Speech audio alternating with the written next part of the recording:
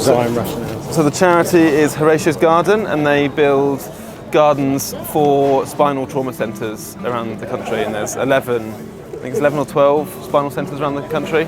So the Horatios Garden, are building these beautiful gardens, and they have to be, fully inclusive, completely flat-free. You're brand new in a wheelchair, you have no idea how to use it. Sometimes you don't even have movement of your arms. And so to be able to go into a garden, it needs to be really, really easily accessible. So no gradients at all, completely flat. So we've got this new paving we've designed, which is permeable, but also completely smooth. So it's a cement-free, permeable terrazzo. And other things that happen when you break your back is you can lose your ability to regulate heat, so you get really cold or really hot and you don't know that. So things like the little garden room at the back allows you to have more of a consistent temperature all year round. You can get sunburnt more easily, your skin gets more sensitive, so it's important to have lots of dappled shade from the trees. So everything about this garden has been patient informed. We've chatted to loads of different patients in different hospitals to understand, what is really important for them in a garden if they would have to have access to a garden at hospital.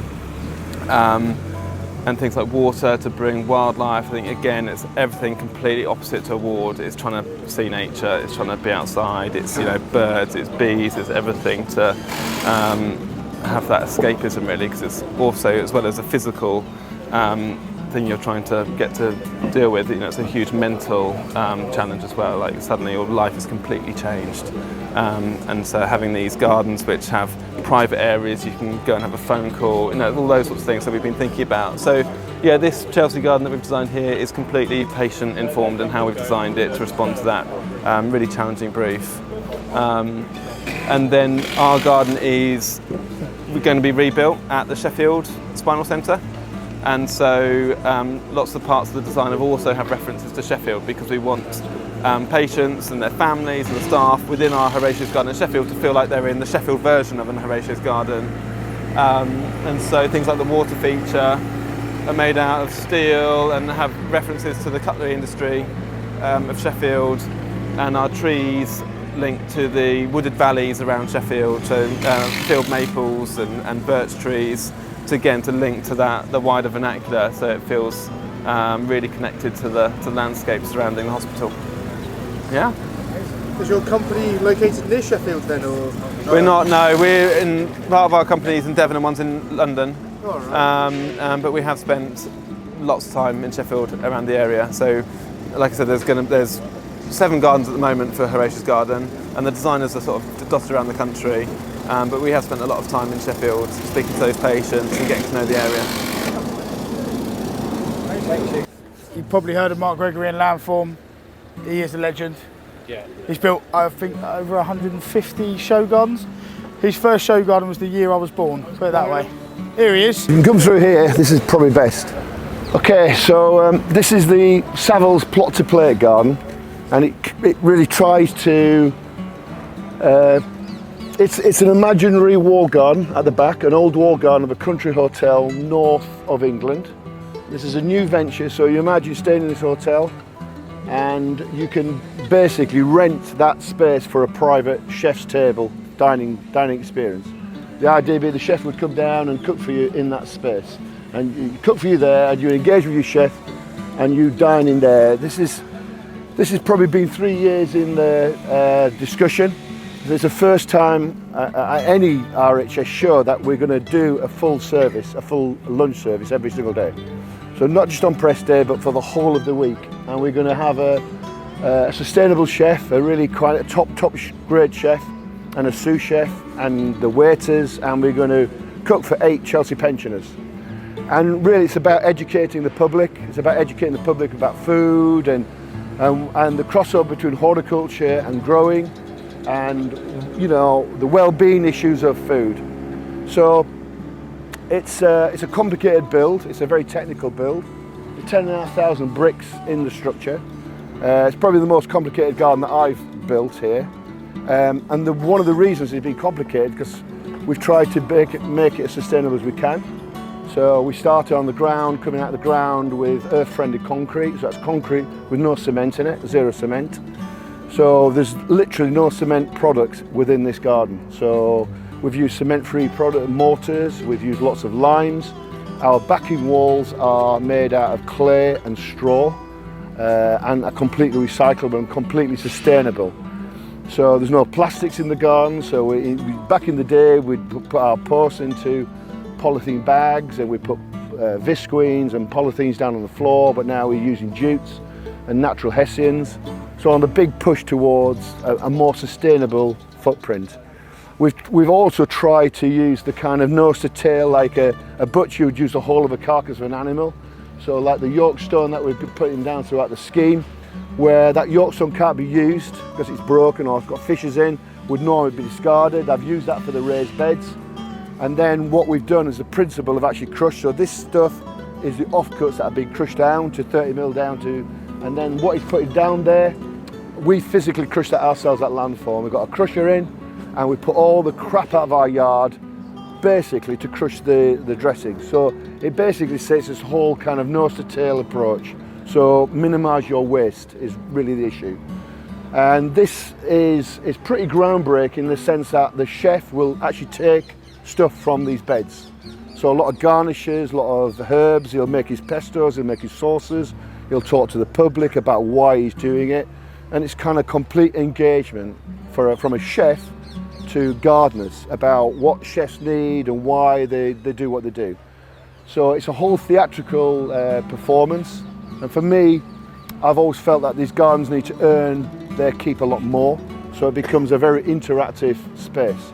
So the public come, and in the mornings at 8 o'clock, it'll be just this beautiful, serene kitchen garden, pottage garden, part of a bigger landscape. But then like from 9:30, the chefs come and start prepping things and start actually making things in the kitchen, start cooking. And then at 11 o'clock, the waiters come, polish the glasses.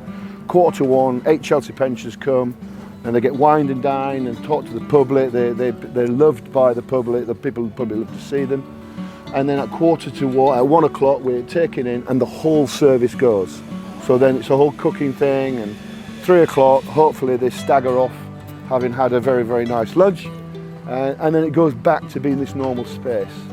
But it's this whole thing about cropping, rotation, companion planting. So I'm hoping that there's lots of horticulture messages within. When I try to do a garden, this is my 107th garden at Chelsea, and my 34th year of building. I'm known as a builder, but I've got 6 personal goals for design. But the whole idea is that I would like to take a visitor on a journey, so it becomes a very 3-dimensional space. So when you stood there, you can't necessarily see the water flowing, but as you walk round, the stream reveals itself. I have also got a trick of doing that, so when you go around there, it frustrates the public. Public get frustrated because they can't see. It forces them round, and then you start seeing little vignettes. So where Jake is, you can look through the water butts and see a little kind of gap into there, and you see the fireplace. And for me, it's high theatre with plants. I don't look at them as gardens anymore. It's a theatrical offering with plants. And when I think about that, it's like, what is the theatre I want to create? What is the mood I want to create? And that's what I do. And as you go round and round, it starts to reveal itself. And actually, probably the best view of this garden is where the guys are stood there. So change of level is very important. So we go down into the kitchen -32, into this level -48, into the sunken areas minus 960. So I play with levels, and these beds have turned out better now, I imagine, but I like to create levels because sunken gardens work better for show gardens, for the public, and that's really important. So it's a strange type of design. You're designing a garden for people to stand outside and look in. Works. We've got wasabi growing in the stream. We've got watercress growing in the stream that goes in tomorrow. And then this stuff is really dripping. All the paths, I've got planting and self-seeding things coming up. And this level of theatre will really, really jump up here. What else can I tell you? What can I tell you? I like the reveal with the old French shutters. You can just see the bling of a Miele oven at the back. And when you look down the back of it, you'll see the waiter station, and then we're going to have lots of cantilevered shells and dripping in horticulture. Things like samphire in pots. Things that the public might not have seen, but actually in pots. So lots of take home for the public, and a really lovely vista through and you'll see a wood-fired oven. Well, it's not there now, but you'll see it. So wherever you go in this garden, it reveals itself into different levels.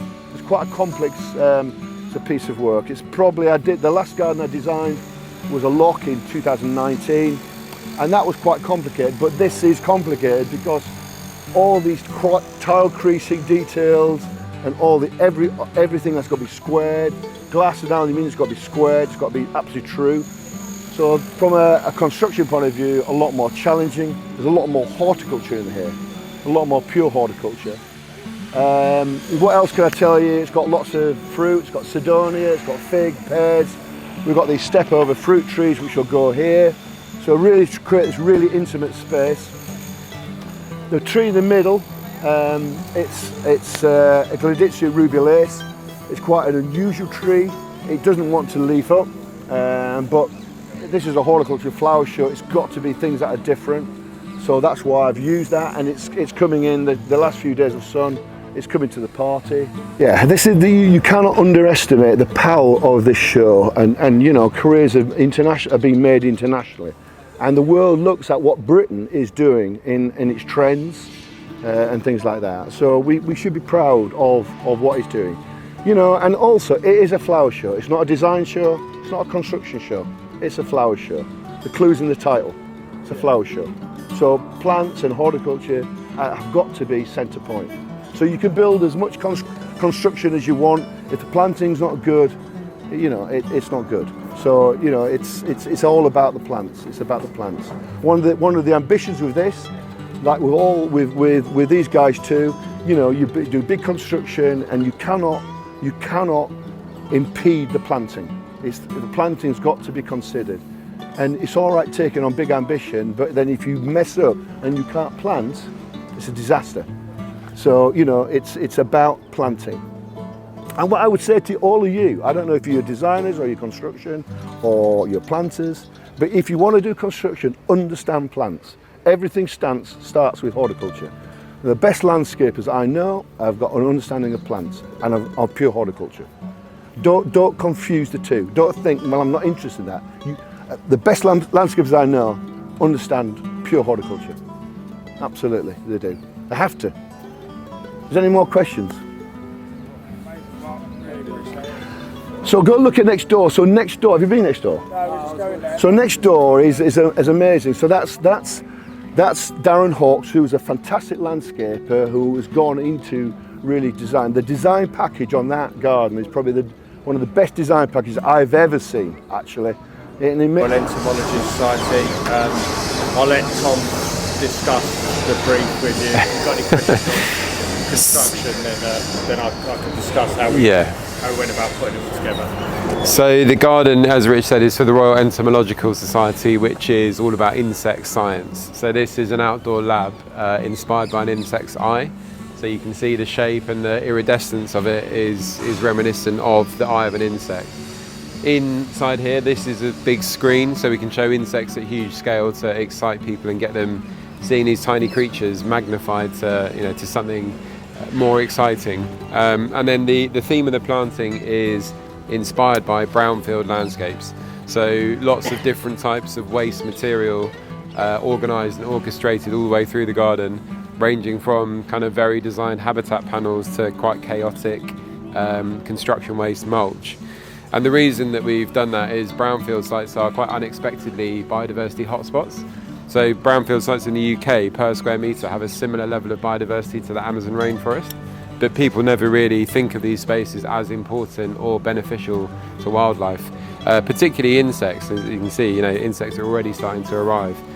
So the garden's got lots of different types of habitat, from sort of wet water marginal to woodland through to very dry climate adapted planting to support insects through heat waves and droughts that we're increasingly going to experience in the UK. So yeah, that's the theme and the message.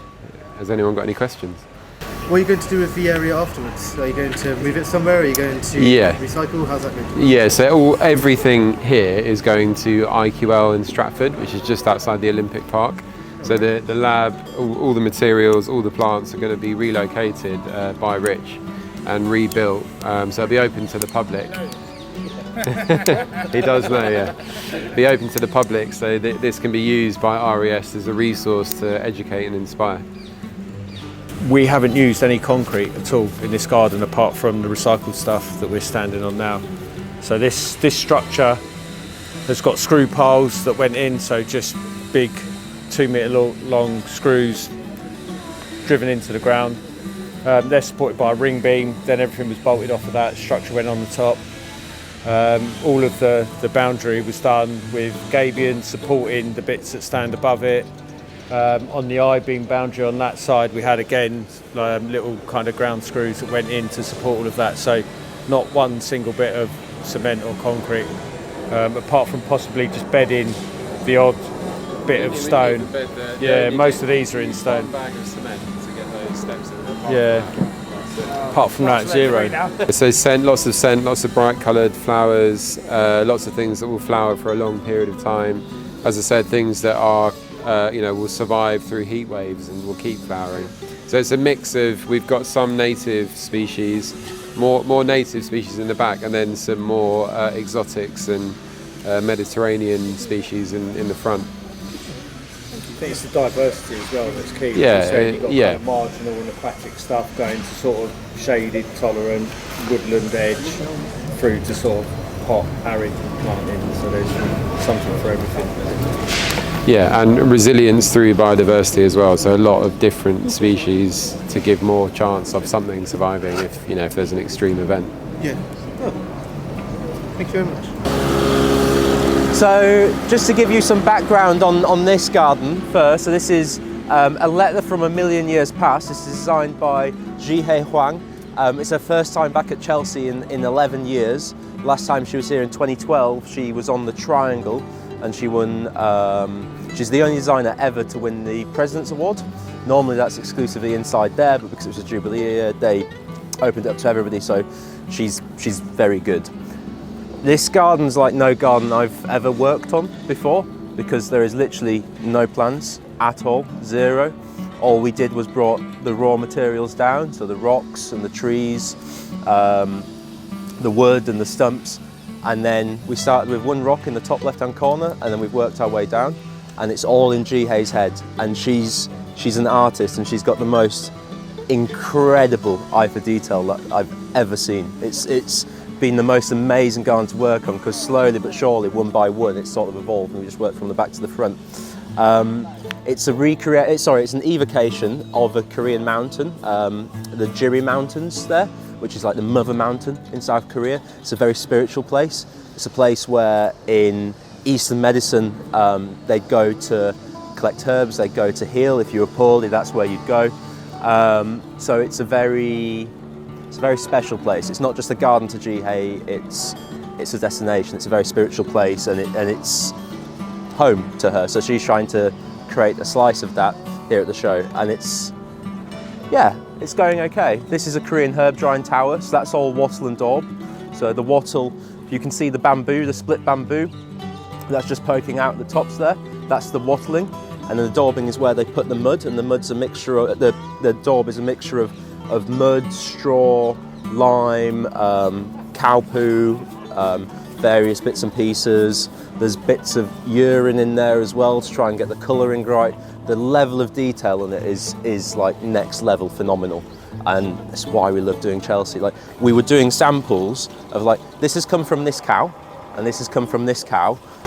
So yeah, so that's the garden in a nutshell. Lots of medicinal plants, lots of the other really cool thing is, and I'd love to say we planned it, but the trees, all the trees except the Crataegus, the Osmanthus, the Magnolia, and the big carpines at the back were collected by seed from the exact mountain that we're trying to recreate 30 years ago by Krug Plants. And it just so happened they'd been to that mountain, collected the seeds, grown them on. So all of these trees are not only Korean natives, they're from the exact place that we're trying to recreate. So it's that straggly sort of woodland, wild sort of look that we're trying to go for. So it's like throwing the rule book out the window and trying to, you can never recreate nature, but you're always trying to do the best that you can. So that's this garden. And then in general, horticulture, landscaping, anything in this industry is amazing. I absolutely love it, and I love the fact that you're all doing it. This is the epicenter. This is the World Cup. This is the Olympics. This is the biggest flower show in the world, and it's really difficult when you'll ever go home and explain to people, oh yeah, I'm building a garden at a flower show, and they go, yeah, whatever. This is the dogs. This is being able to listen and work with people like Jake, with Richard, wherever Richard's gone, hiding away. This is as good as it gets, and actually to be able to be alongside the likes of Chris Beardshaw, Tom Massey, Cleve West is phenomenal. And actually, I love what we do. I think it's the most amazing industry with the most brilliant people, and yeah, fair play to you for doing it, because it's the best. And I'm very tired, and normally I'd have something a bit more articulate to say than that, but yeah. Thanks, Jeremy.